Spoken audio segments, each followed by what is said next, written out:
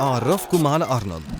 بما إنه رائد فضاء خبير، اتكلف بتوصيل إمدادات مكونة من أكل فريش وهدوم لمحطة الفضاء الدولية. أرنولد، بطل تاكل الأكل المخصص لطاقم العمل. إيه اللي معاك ده؟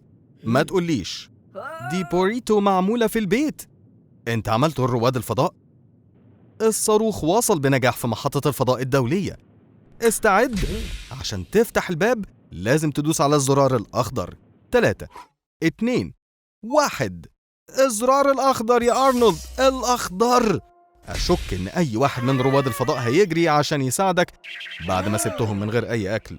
عندك هوا كفاية لمدة 8 ساعات. بطريقة ما خلال الوقت ده لازم توصل لمحطة الفضاء الدولية بنفسك. تحريك جسمك مش هيفيدك بحاجة.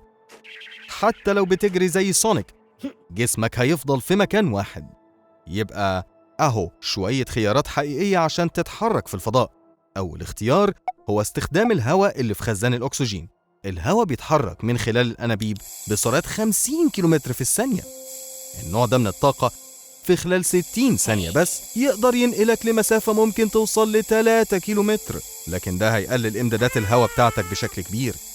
طيب يلا دلوقتي نروح لتاني اختيار، بوريتو، ملفوفة فويل. ولأن الفويل عاكس ممتاز، لو عملت شراع من الفويل، جزيئات الضوء المنعكسة منه هتنقل قوة الدفع للفويل وبالتالي تسرعك عبر الفضاء. انت ما سمعتش أي حاجة قلتها عن الشراع؟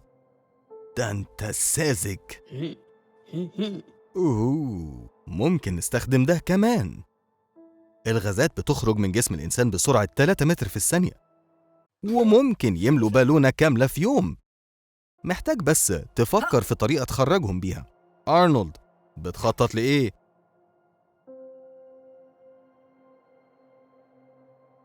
انت أكلت كام بوريتو؟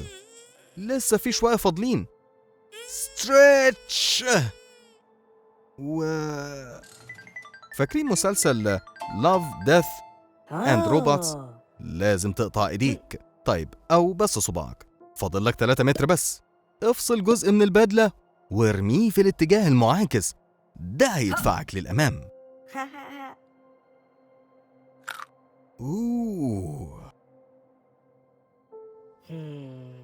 بسرعة، اتمنى أمنية.